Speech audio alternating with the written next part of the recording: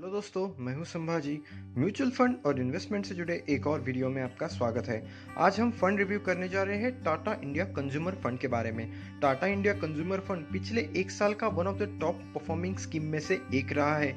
यदि आप एक स्मार्ट इन्वेस्टर है और आप ऐसा फंड आपके पोर्टफोलियो में चाहते हैं जो एक ऐसे डिफेंसिव सेक्टर को बिलोंग करता है और जो लॉन्ग टर्म में आपको बहुत अच्छा बेनिफिट दे सकता है, तो ये वीडियो आपके लिए है। यदि आपने बहुत बार सुना होगा कि इंडिया एक कंजम्पशन स्टोरी इकोनॉमी है और कंजम्पशन सेक्टर हमारे जीडीपी को बढ़ावा देने के लिए एक बहुत ही इंपॉर्टेंट सेक्टर है। कंजम्पशन यानी कि हम जो प्रोड्यूस करते हैं उसे हमारे देश की जनता यदि यूज या कंज्यूम करती है। कंजम्पशन सेक्टर के यदि आप एग्जांपल देखेंगे तो auto sector, food and beverages sector, media, textile, consumer durable, ये ऐसे बिजनेसेस है या फिर ये ऐसी कंपनीज है जिसे हम कंजम्पशन सेक्टर्स के नाम से जानते हैं। ये ऐसा सेक्टर होता है जो ग्लोबल फैक्टर्स की वजह से बहुत ही कम इम्पैक्ट होता है। तो आप यदि इस सेक्टर में इन्वेस्ट करेंगे तो आपको आपका इन्वेस्टमेंट डिफेंसिव सेक्टर में रहेगा। यदि हम टाटा इंडिया कंज्यूमर फंड के बारे में बात करेंगे तो टाटा इंडिया कंज्यूमर फंड जो है वो बिलोंग करता है टाटा म्यूचुअल फंड को। ये जो फंड है वो इन्वेस्ट करता है कंज्यूमर सेक्टर स्टॉक्स में। इस फंड का जो बेंचमार्क है वो है निफ्टी इंडिया कंजम्पशन इंडेक्स और ये जो स्कीम है ये रिसेंटली लॉन्च हुई है दिसंबर 2015 में।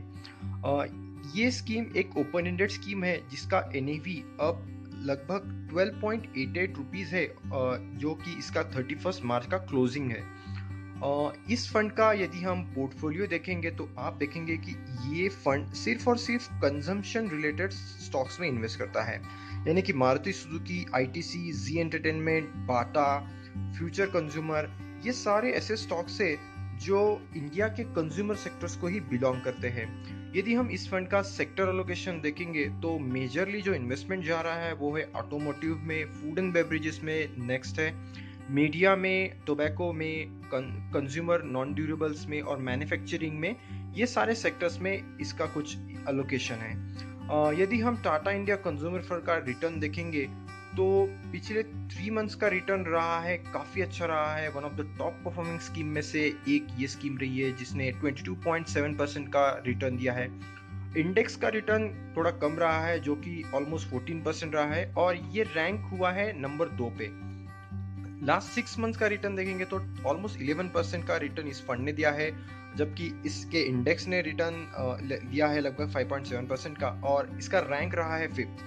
लास्ट 1 ईयर का रिटर्न काफ़ी इंपॉर्टेंट है और वो रहा है ऑलमोस्ट 36% का और इंडेक्स को बीट करते हुए इस फंड ने 35% का रिटर्न दिया है, जबकि इंडेक्स ने केवल और केवल 17.3% का ही रिटर्न दिया है।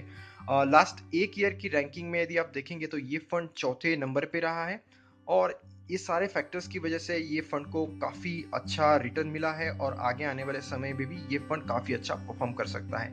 यदि हम इस फंड को किसी भी सेंसेक्स इंडेक्स फंड के साथ यदि कंपेयर करेंगे तो जो पर्पल में आपको जो ग्राफ दिख रहा है या जो लाइन दिख रहा है वो इस फंड का है और यदि आप जो ग्रीन में जो लाइन दिख रहे हैं वो सेंसेक्स इंडेक्स फंड का है। तो आप क्लियरली देख सकते हैं कि ये फंड ने पिछले एक साल में इंडेक्स को काफ़ी अच्छी तरह से बीट किया है और शार्प अपमूव में ये फंड, मार्केट के शार्प अपमूव में ये फंड काफ़ी अच्छा परफॉर्म कर पाया है। यदि आप मैं मेरे पर्सनल डिस्क्लोजर के बारे में बताऊं तो मैंने इस फंड ने अभी एसआईपी स्टार्ट किया है और मैं इस फंड में शार्प डिक्लाइंस पे बाय करना चाहूँगा।